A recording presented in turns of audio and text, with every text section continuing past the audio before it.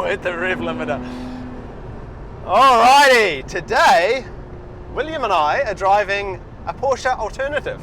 That's right, the Lotus. In fact, rumour has it, this is the last Lotus with an internal combustion engine. And it's not just any internal combustion engine, it's a Toyota internal combustion engine with a supercharger strapped to it. And this combination works pretty well if you ask me.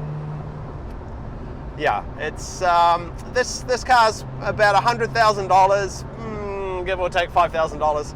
So it really puts it in the same category as a 718 GTS, which is also very similar, almost identical horsepower and torque, but very different delivery of power, because as a supercharged car you're getting a lot more torque down low.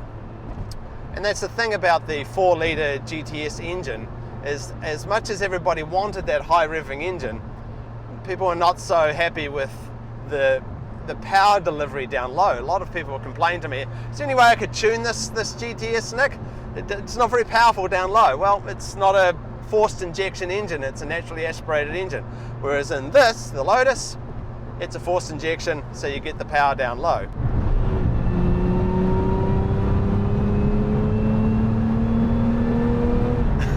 And you get a supercharger whine along with it. And this is actually a lot of fun to drive, as you can imagine. Lotus has had a very checkered past. They had some dark times in the 80s and 90s, owned by General Motors for a long time there, and General Motors just hoard them out, basically, tuning General Motors cars, even producing engines for General Motors cars. My favourite Corvette, the first ZR1, had a Lotus engine in it. I think 385 horsepower. That was a fine engine, and that really kick-started the big horsepower engines for the Corvettes. It's an interesting, sort of a clunky gearbox. I've got no problem with it, works well for me. And the pedals are off to the right. Yeah, so the clutch pedal is right down the center here, and the brake and then the accelerator off to the right. So good for heel toe, very close together. I can see how some people with big clobber feet might struggle with that. Okay, let's give it a little bit of a beating down here.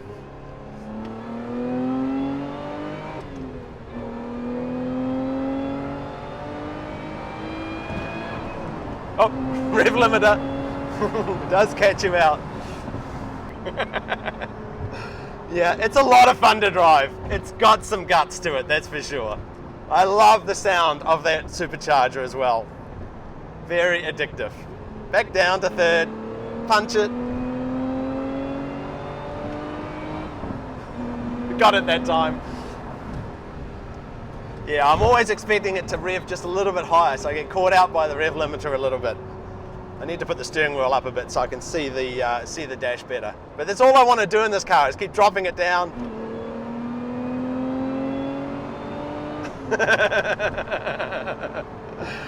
Yeah, it's a fun little toy, this machine. So the closest I've ever got to owning a Lotus was a part ownership in a Caterham 7, which is a modern take on the Lotus 7 from the 1950s.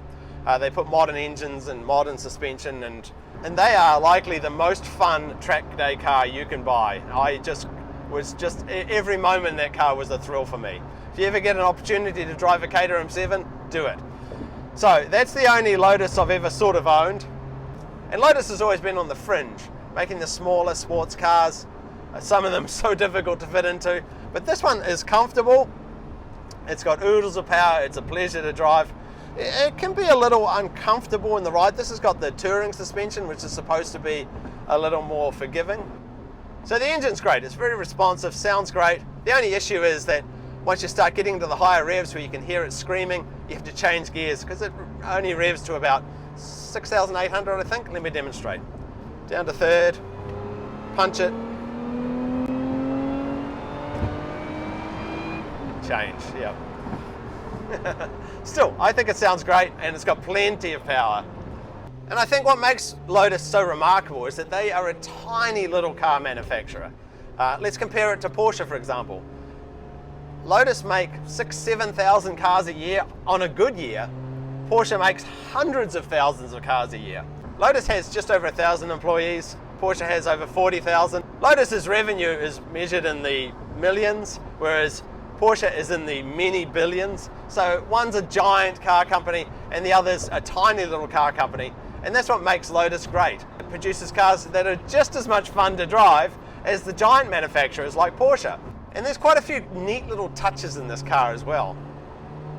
One of the things I love is that there's a USB port just up here by the rear vision mirror. So you can plug your dash cam or your radar detector in. I mean, why doesn't every single manufacturer do that? It's such a good idea. As for build quality, everyone bitches and moans about British cars and their build quality, and it's true. You know, not everything's perfect. This car's done, I think, less than 2,000 miles so far, and it's already had a problem with the air conditioning, and check engine lights come on. But that's true also when you buy a new Porsche. As I know, my cars break down, and certainly for the GTS 4-litre Porsches, those engines have been problematic. I don't know anyone that hasn't had at least one problem with those engines. But yeah, it is a British car, so you can expect a few things to fall off here and there. The guy just drove by, just gave me the thumbs up. I get a lot of love in this car. And I don't know that people even know what this car is. You know, you don't see a lot of Lotuses on the road here in the US. Certainly not where I live anyway. The nearest dealership is down in New Jersey, which is miles away. And as I said, they only produce a few thousand cars a year worldwide, so it's not the most common car on the road. That's part of the goodness, right? Having something different, having something special. I love that. And also, Lotus is the brand name Lotus. It's more of an everyday man sports car, right? Instead of the poncy Porsche brand.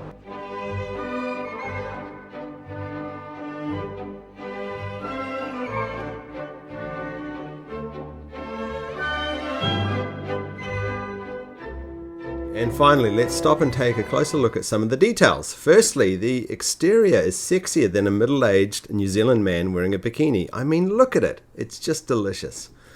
Under the back hatch is that mighty Camry 3.5-litre supercharged power plant. And the only trunk space offered is here in the rear, as there is no frunk like the Porsche models provide.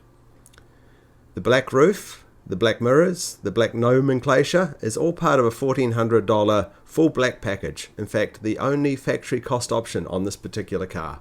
And that is a confusing difference for those of us coming from the Porsche world, is that everything is included in the base price. All the little bits and bobs that normally add up to a 20 or 30% premium on a Porsche are simply included.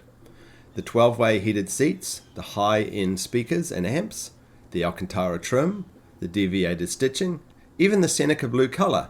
Imagine a world where you're not charged thousands of dollars just for the color of the car. Inconceivable. So lastly, would we Porsche people buy the Lotus Emira over the equivalent Porsche, the Cayman Boxster GTS? Well, here's what I think. The Emira has it in the looks department, both inside and out. Secondly, the Emira is far more exotic, even unique, so no one else on the street will have one. Next, value for money, at least from a new car standpoint, you get everything for the base price. Fourth, dynamics. I think power, delivery, steering feel, even ride comfort are superior in the Lotus. So what does the Lotus fall short on? Well, firstly, I'd say reliability. There's likely to be issues for most owners. Things are going to fall off. It's just a matter of when. Second, the feature set compared to a Porsche is pretty basic by modern standards, but you will pay for those fancy features on the Porsche. And finally, the warranty is kind of short, and finding a dealer to service it, normally Volvo dealers, might be a bit of a challenge. But otherwise, I absolutely adore the Emira overall. It is a fantastic experience and a worthwhile competitor to the Porsche Cayman and Boxster, certainly worth considering. I also want to thank my friend Boris for driving all the way up from New Jersey to show me this car. Thank you, my friend. And I want to thank you guys for watching as always, and I'll see you guys in the next one. Bye then.